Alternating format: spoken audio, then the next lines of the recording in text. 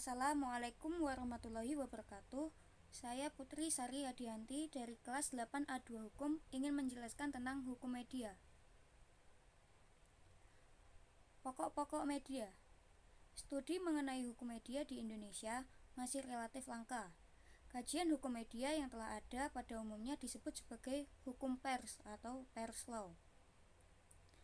Kelangkaan kajian hukum media tersebut antara lain disebabkan rendahnya kesadaran akan perlunya suatu bentuk pengaturan media yang lebih sehat dan menjamin kebebasan media. Pengaturan di bidang media massa cenderung dianggap sebagai masalah politik, bukan masalah hukum. Ruang lingkup pers. Umar Suno Aji menyebutkan bahwa hukum pers meliputi beberapa pengertian, di antaranya yaitu aturan-aturan mengenai publikasi atau Code of Publication. Peraturan ini berhubungan dengan masalah-masalah fundamental dalam kaitannya dengan pengaturan hak asasi manusia, hak menyatakan pendapat, dan kebebasan pers. Karena itu, hukum pers di sini berkaitan dengan konstitusi negara, yang pada gilirannya membawa hukum pers berhubungan dengan hukum tata negara dan hukum administrasi negara.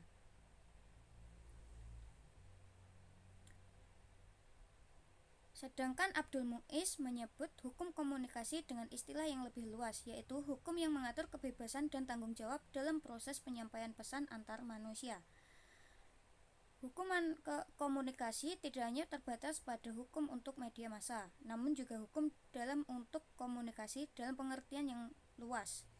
Mengenai media massa, Abdul Muiz menyebutkan bahwa media massa tidak hanya media cetak, melainkan media penyiaran atau TV atau radio, dan cyberspace. Dari kedua pendapat ahli hukum itu dapat disimak bahwa Umar Suno Aji terlampau sempit karena hanya menekankan pada bidang pers saja, sedangkan pendapat Abdul Muiz mengenai hukum komunikasi hanya terlalu luas cakupannya untuk dibahas. Ruang lingkup hukum pers.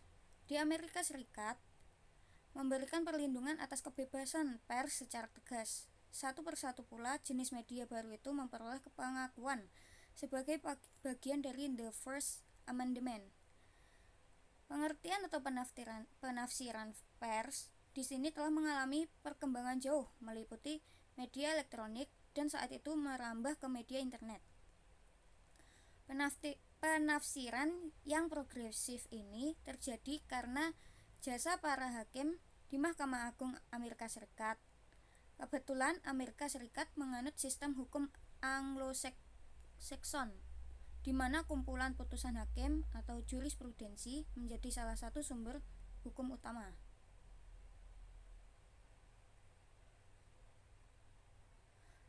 Batasan istilah hukum media.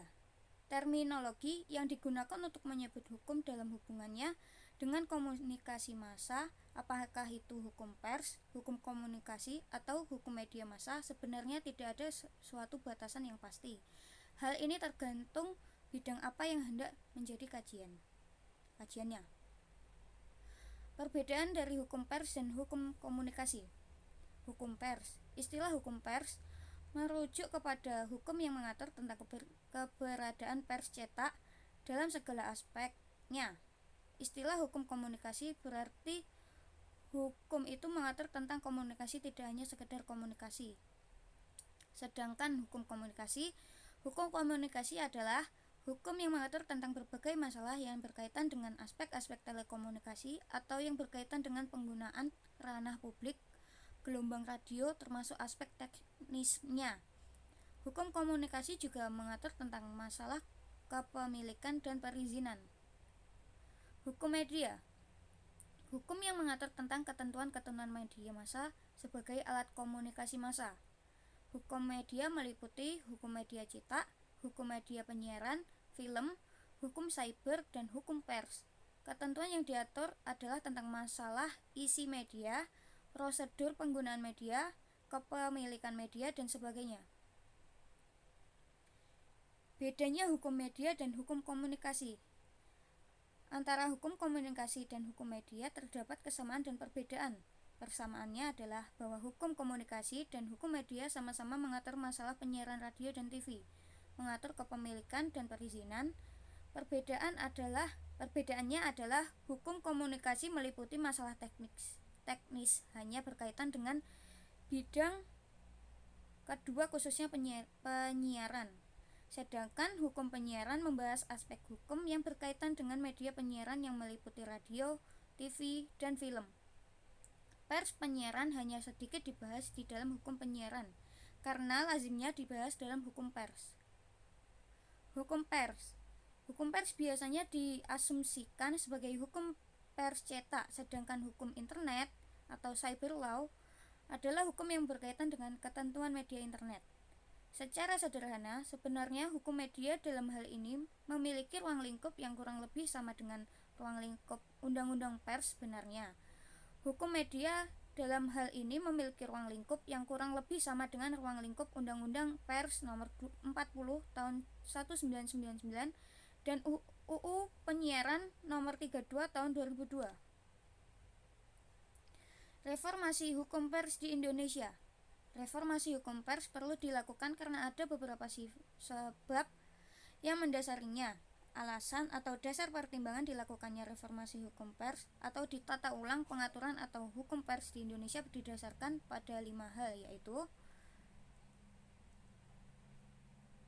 yang pertama, kemerdekaan pers merupakan salah satu wujud kedaulatan rakyat dan menjadi unsur yang sangat penting untuk menciptakan kehidupan bermasyarakat. Yang kedua, merupakan hak asasi manusia yang sangat hakiki yang diperlukan untuk menegakkan keadilan dan kebenaran, memajukan kesejahteraan umum, dan mencerdaskan kehidupan bangsa. Yang ketiga, pers nasional sebagai wahana komunikasi massa, penyebar informasi, dan pembentuk opini harus dapat melaksanakan asas, fungsi, hak, kewajiban, dan peranannya dengan sebaik-baiknya berdasarkan kemerdekaan pers yang profesional. Yang keempat, karena pers nasional berperan ikut menjaga ketertiban dunia berdasarkan kemerdekaan, perdamaian abadi, dan keadilan sosial, dan karena undang-undang pers lama sudah tidak sesuai dengan tuntutan perkembangan zaman. Pokok pikiran yang dirumuskan dalam bentuk undang-undang pers. Yang pertama, agar pers berfungsi secara maksimal sebagaimana diamanatkan pasal 28 Undang-Undang Dasar Negara Republik Indonesia tahun 1945. Yang kedua, adanya keyakinan bahwa dalam kehidupan yang demokratis itu pertanggungjawaban kepada rakyat terjamin. Yang ketiga, dipahami bahwa pers yang memiliki kemerdekaan untuk mencari dan menyampaikan informasi juga sangat penting untuk mewujudkan hak asasi manusia. Yang keempat, diyakini bahwa pers yang juga melaksanakan sosial sangat penting pula untuk mencegah terjadinya penyalahgunaan kekuasaan, baik korupsi, kolusi, nepotisme, maupun penyelewengan dan penyimpangan lainnya. Yang kelima, dalam melaksanakan fungsi, hak, kewajiban, dan peranannya, pers menghormati hak asasi setiap orang. Keenam, untuk menghindari pengaturan yang tumpang tindih, undang-undang pers ini tidak mengatur ketentuan yang sudah diatur dengan ketentuan peraturan perundang-undangan lainnya.